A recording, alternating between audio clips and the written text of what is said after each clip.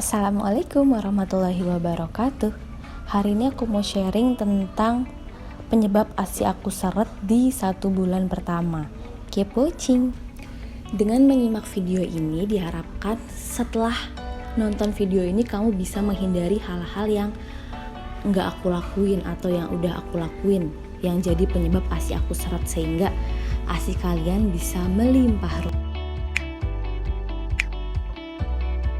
Yang pertama, cari tahu ilmunya, pelajari tentang manajemen laktasi. Selama hamil aku gak pernah yang namanya ngepoin atau cari tahu tentang manajemen laktasi. Yang aku tahu ya menyusui itu pelekatannya harus baik, terus udah deh berjalan gitu aja dengan baik, dengan sempurna. Yang aku tahu kayak gitu. Ternyata ketika praktik itu big no banget. Butuh yang namanya ilmu, karena yang namanya kita mengasihi atau memberikan ASI menurut aku itu benar-benar tantangan. Tiap orang emang beda banget, ada yang lancar jaya tanpa ngalamin sakit atau apa-apa, ada yang susah banget sampai anak yang gak mau menyusui ke ibunya langsung, ada yang keluarnya sedikit, ya macam-macam berbagai persoalan. Dan menurut aku itu karena kurang ilmu, kurang motivasi, di luar dari faktor internal ya. Misalnya emang ada suatu penyakit bawaan yang emang dia benar-benar gak bisa menyusui. Jadi di minggu pertama aku menyusui itu, entah itu gimana, setiap menyusui itu rasanya tuh sakit banget. Sakitnya tuh bener-bener aku kayak kalau setiap bayi mau menyusui itu rasanya kayak sampai merem-merem gitu untuk nahan sakitnya, menggenggam tangan aku keras banget karena emang sebegitu sakitnya gitu. Tapi aku lihat di PD aku tuh nggak ada apa-apa, nggak lecet, nggak keluar darah. Dan katanya kalau awal-awal menyusui emang sakit karena lidah bayi keras.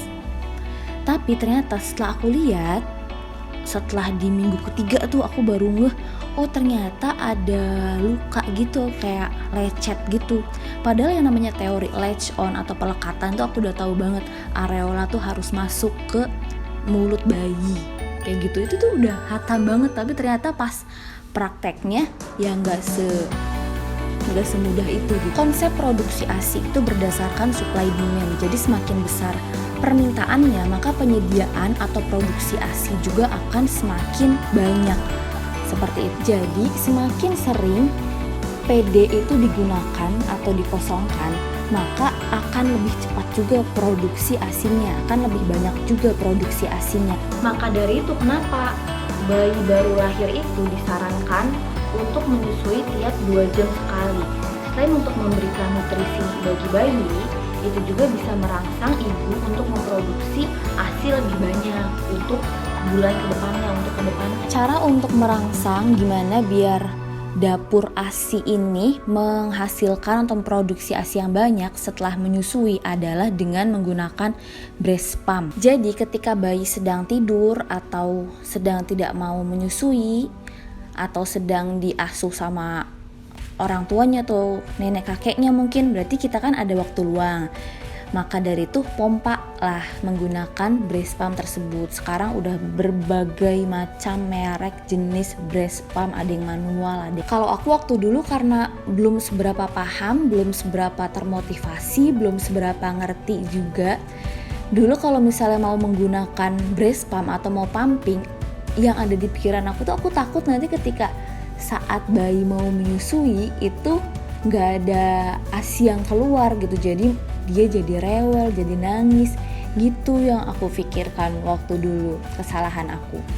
Padahal kita bisa siasati ketika bayi tidur, baru mau tidur atau bayi sedang tidak mau menyusui, kita pumping. Nah ketika mau menyusui mungkin sekitar 30-1 jam berikutnya sudah keluar ASINya, dan itu juga bisa merangsang produksi ASI yang banyak. Saat itu karena pelekatan aku salah, PD aku lecet, mau DBF itu menyusui langsung ya, direct breastfeeding, mau DBF ataupun mau pompa itu sama-sama sakit. Jadi aku takut banget mau ngelakuin 2 hal tersebut. Maka dari itu di awal-awal memang produksi ASI aku sedikit karena DBF takut, karena sakit banget. Lalu pumping juga takut karena sakit banget kayak gitu. Yang kedua, minum ASI booster dan multivitamin. Saat aku baru melahirkan aku nggak minum ASI booster, aku hanya minum multivitamin Blackmores, dan itu pun hanya 1 minggu pertama, ada itu sisa waktu aku hamil. Karena kan waktu habis melahirkan dapat obat dari dokter, lalu orang tua aku tuh menyuruh untuk minum jamu setelah melahirkan kayak gitu. Tapi kalau berdasarkan tulisan jamunya sih tuh bisa ngeboost jumlah ASI juga, tapi nggak tahu tuh gimana. Yang jelas aku nggak minum ASI booster kayak ya kekinian kayak susu almond, soya, lalu fenugreek, katuk dan lain-lain. Aku hanya minum sayur, makan sayur. Nah, tiap orang, tiap tubuh, tiap wanita itu dia cocok-cocokan kalau masalah ASI booster. Ada yang pakai daun katuk minum sayur juga udah banyak, ada yang minum susu almond juga udah banyak. Jadi menurut aku cari berbagai referensi tentang susu almond, tentang ASI booster. Salah satunya yang menurut aku bagus adalah Lactamore, lalu ada Herb of Gold, HOG, breastfeeding support, dan jangan lupa gunakan multivitaminnya untuk tubuh kita, Blackmores breastfeeding tersebut. Nah, ada satu lagi yang kekinian yaitu Venucaps Lazycaps, tapi aku sendiri belum coba. Itu harganya cukup mahal ya, tapi katanya itu benar-benar ngeboost banget jumlah ASI. Itu beberapa ASI booster yang aku saranin. Dan tambahannya mungkin kalau misalnya kalian udah cocok susu almond, soya itu kan, atau teh, itu gampang banget nemuinnya dan harganya juga terjangkau kalau emang udah cocok pakai brand tersebut. Berikutnya adalah yakin dan percaya diri kalau kamu itu bisa menyusui. Setiap wanita yang habis melahirkan pada dasarnya itu dia pasti punya yang namanya dapur ASI. Ada kokinya yang siap untuk memproduksi. Tinggal bagaimana keyakinan kita, bagaimana konsistensi kita, seperti itu.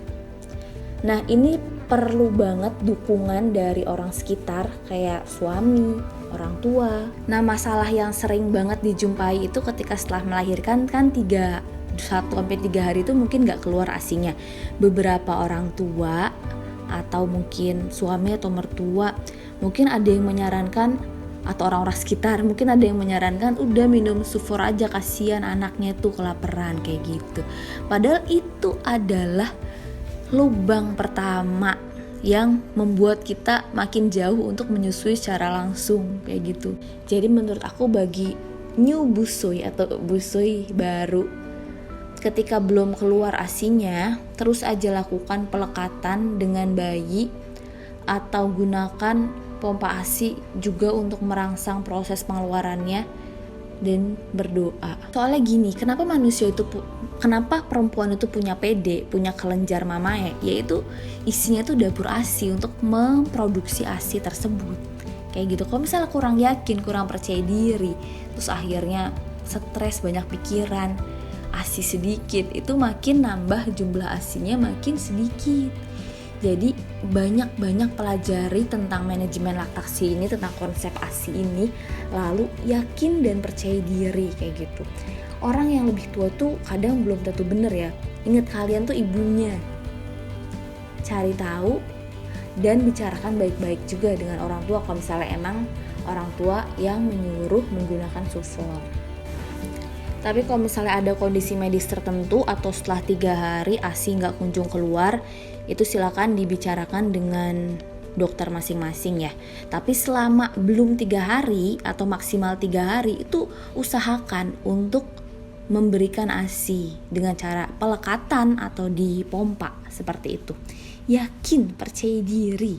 Bahkan orang yang nggak hamil aja nih, orang yang nggak hamil sebenarnya dia bisa untuk menghasilkan ASI. Jadi ada suatu artikel atau jurnal, jadi dia tuh disuntikan dengan hormon yang seolah-olah dia tuh hamil. Lalu setelah itu hormon itu dirilis. Karena hormon hamil tuh udah hilang, maka dari itu ada satu hormon lagi yang aktif, yaitu hormon untuk menyusui tersebut. Berikutnya adalah take care of yourself. Jangan lupa jaga kesehatan. Yang namanya busui itu namanya juga kita memberikan ASI atau memberikan suplai makanan ke anak kita. Yang jelas kita juga sendiri harus sehat. Sebenarnya saya mau saranin istirahat yang cukup, tapi kalau misalnya produksi ASI mau banyak, itu harus ada yang dikorbankan alias bakal kurang tidur ya. Apalagi di bulan-bulan pertama, di 3 bulan pertama mungkin. Nah,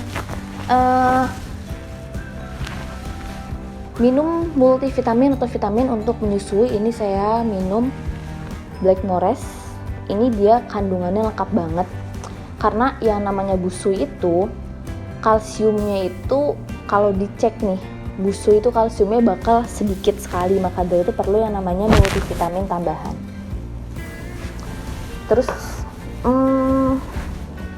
jangan terlalu sibuk dengan pekerjaan rumah, udah fokus menyusui aja. Emang kebanyakan penyebab ibu-ibu atau ibu-ibu nggak menyusui itu karena pekerjaan rumah yang menumpuk.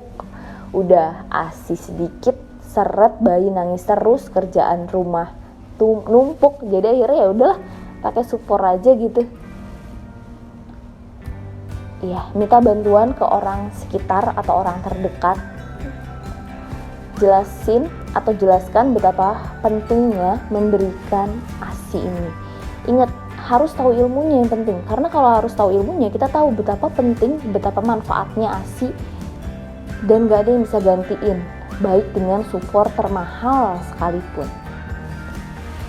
Selanjutnya aku pakai breast pumpnya ini ya, merek Malis Ilaria, dan ini aku suka banget. Tapi aku pakai ini baru 2 bulan, baru pas 2 bulan. 2 bulan pertama aku pakai Spectra Keyless. Nah, untuk boosternya aku emang belum beli apa-apa ya, aku baru minum ini Kelor Cup, daun kelor. Harusnya pakai fenugreek juga. Tambahannya ini aku minum soya milk. Sebenarnya banyak ya merek soya milk, tapi aku milih yang ini, aku lipat ya. Ini Melilea, merek Melilea. Semoga video ini bisa bermanfaat. Kesimpulannya, yang paling penting itu poin pertama, pelajari ilmunya. Kalau kamu udah pelajari ilmunya, kamu akan termotivasi. Setelah termotivasi akan mengatur semuanya agar bisa berjalan dengan lancar.